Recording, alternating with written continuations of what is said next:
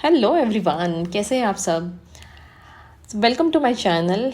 कुछ वास्तु टिप्स हैं, मुझे ऐसा लगता है कि हर किसी को अपने घर में करना चाहिए। द रीज़न मैं भी शेयर कर रही हूँ बिकॉज दिवाली है और ऑलमोस्ट सभी की तैयारियाँ शुरू है। तो कुछ तैयारियाँ में अगर आप ये भी थोड़े से चेंजेस कर लेंगे तो आपको बहुत अच्छा इसका परिणाम बहुत अच्छे मिलेंगे। बहुत छोटी छोटी चीज़ें हैं, अगर आप कुछ करते हैं तो अच्छी बात है, अगर नहीं है तो आप ये थोड़े से चेंजेस है वो कर सकते हैं अपने घर में। तो शुरू करते हैं। पहले तो सबसे इम्पॉर्टेंट, आपका जो घर है वो हमेशा साफ़ सुथरा होना चाहिए। आपका घर बड़ा है, छोटा है, जैसे भी है, आपके घर में हमेशा साफ़ सफाई होना चाहिए। धूल मिट्टी ऐसे ना हो, चीज़ें हर जगह पे देखा तो बिखरे पड़ी हुई है, इस तरह से ना हो। बिकॉज जितना आपको ऑर्गेनाइज रहेगा देखने में उतना ही ज़्यादा फील अच्छा आता है और उतनी ही ज़्यादा हम लोग को कहते हैं ना कि पॉजिटिव वाइब्स अच्छी आती है। तो ये याद रखिए। एक बोनस टिप्स भी है आपको, मैं उसके बाद में दूंगी, जो आप अगर आप लॉ ऑफ अट्रैक्शन भी करते हैं तो उसके लिए भी आपको हेल्पफुल रहेगा। तो वीडियो में एंड तक बने रहिएगा। तो शुरू करते हैं। पहली बात तो तुलसी का पौधा। अब मैं ये कहूँगी, बहुत लोगों का कहना ये है कि हिंदू लोगों में इसकी पूजा की जाती है और अगर आप घर पे तुलसी का पौधा लाते हैं तो आपको पूजा करना ज़रूरी है, लेकिन हम लोग नहीं कर सकते हैं। तो ऐसा कुछ नहीं है। तुलसी का पौधा एक पौधा है जो बहुत पॉजिटिव वाइब्स देता है। ज़रूरी नहीं है कि अगर आप इसमें घर में लाते हैं तो आप उसको इसकी पूजा करनी ही है। तो आप किसी भी धर्म से बिलोंग करते हैं तो आप इसको घर में ला सकते हैं ये पौधा। और तुलसी का पौधा जब भी आप लाएँ तो आप उसे अपने घर के उत्तर दिशा यानी कि नॉर्थ दिशा में रखें, या तो फिर नॉर्थ ईस्ट दिशा यानी कि उत्तर और पूर्व दिशा में रखा होना चाहिए। खाना बनाने की जो दिशा है, हमारे घर का जो किचन है वो हमेशा साउथ ईस्ट यानी कि दक्षिण पूर्व दिशा में होना चाहिए। और जब व्यक्ति खाना बना रहा है उसका जो फेस है वो पूर्व दिशा यानी कि ईस्ट दिशा की ओर होना चाहिए।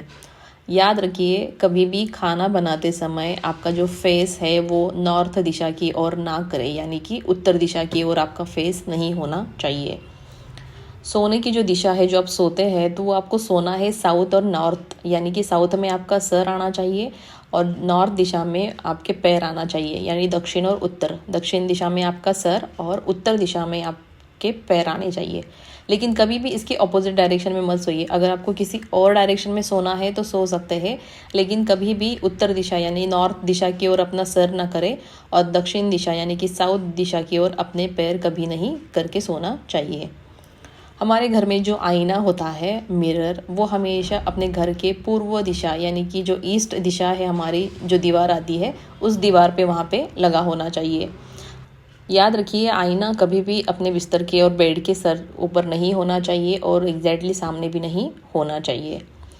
घर का जो टॉयलेट है वो टॉयलेट दक्षिण दिशा में होना चाहिए, साउथ दिशा या तो पश्चिम दिशा वेस्ट दिशा में होना चाहिए।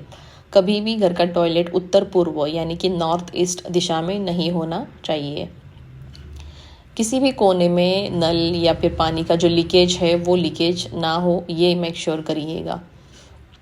अपने घर में दरवाजे या छत या गैलरी में अगर आप कुत्तों को और पक्षियों को खाना खिलाते हैं तो वहाँ पे आप उन्हें खाना मत खिलाइए। घर से थोड़ा सा दूर जाकर आप उन्हें खाना खिला सकते हैं।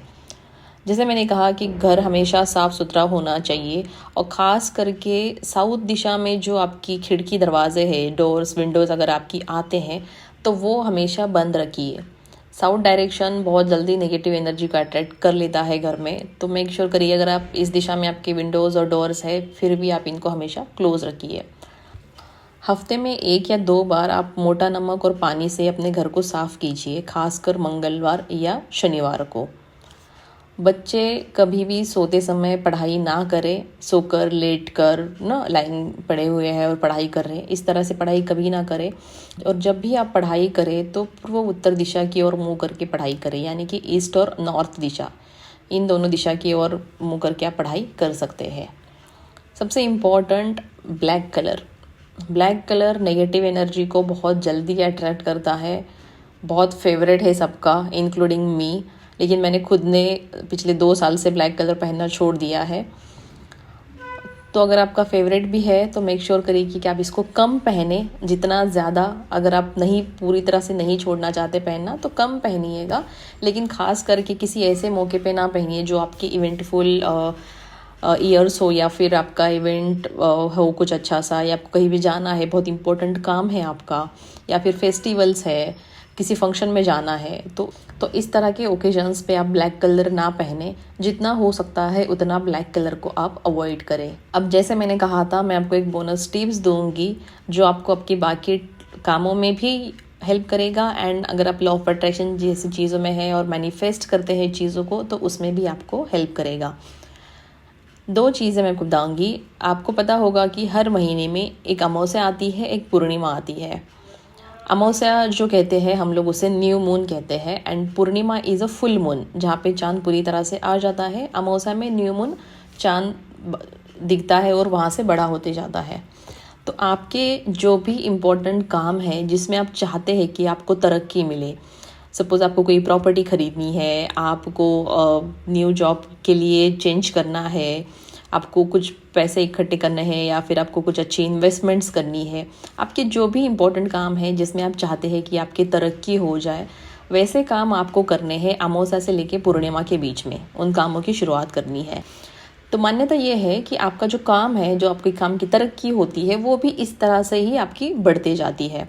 तो इसलिए जो भी अच्छी चीज़ें करनी है आपको, तो आप अमावस्या के बाद में यानी न्यू मून के बाद में कर सकते हैं। अब पूर्णिमा का जो टाइम है, जो फुल मून है, पूर्णिमा से लेके अमावस्या का जो टाइम है, उसमें जो चांद पूरा आता है, वो चांद छोटे छोटे होके वापस अपने पहले की स्थिति में आ जाता है। तो इसमें आपको वो काम करने हैं जो आपको आपके लाइफ से निकाल देने हैं।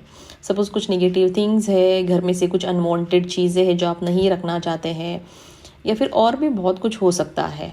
अगर आप चाहते हैं कि आपके लाइफ में दोबारा ना हो, तो आप इसको पूर्णिमा से लेके अमावस्या का जो टाइम है, उस टाइम के पीरियड में कर सकते हैं। तो जैसे मैंने कहा, लॉ ऑफ अट्रैक्शन, मैं मोस्ट ऑफ द टाइम जब मैंने लॉ ऑफ अट्रैक्शन स्टार्ट, ये तो मैं पहले से ही करती हूँ न्यू मून फुल मून का। जब मैं लॉ ऑफ अट्रैक्शन की शुरुआत भी नहीं की थी मैंने, उसके पहले से मैं इन चीज़ों को फॉलो करती हूँ।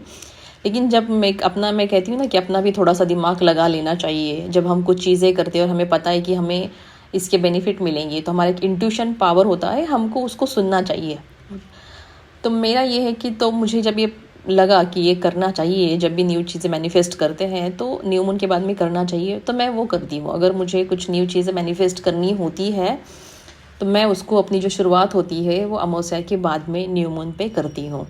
जो अच्छी चीज़ें हैं जिसमें मैं चाहती हूँ कि मुझे तरक्की मिले, उसमें बढ़ावा आ जाए।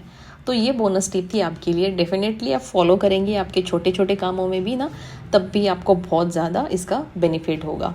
तो ये छोटी सी चेंजेस हैं, आप अपने घर में करिएगा। ज़्यादा आपको कुछ चेंजेस करने की ज़रूरत नहीं पड़ेगी, क्योंकि परिणाम इसके बहुत बड़े हैं। चीज़ें भले छोटी छोटी है, लेकिन जो परिणाम है उसके बहुत बड़े हैं। थोड़े टाइम तक आप ऑब्जर्व कीजिएगा, अपने आप ही आपको वो फील आना स्टार्ट हो जाएगा। सो आई होप आप लोगों को ये वीडियो अच्छी लगी होगी। अगर आपको कुछ क्वेरी है, कुछ क्वेश्चन है, तो आप मुझे कमेंट बॉक्स में भी मैसेज कर सकते हैं। मैं ट्राई करूँगी आपको रिप्लाई करने का। मिलते हैं अगले वीडियो में, तब तक के लिए अपना ख्याल रखिए। Bye bye.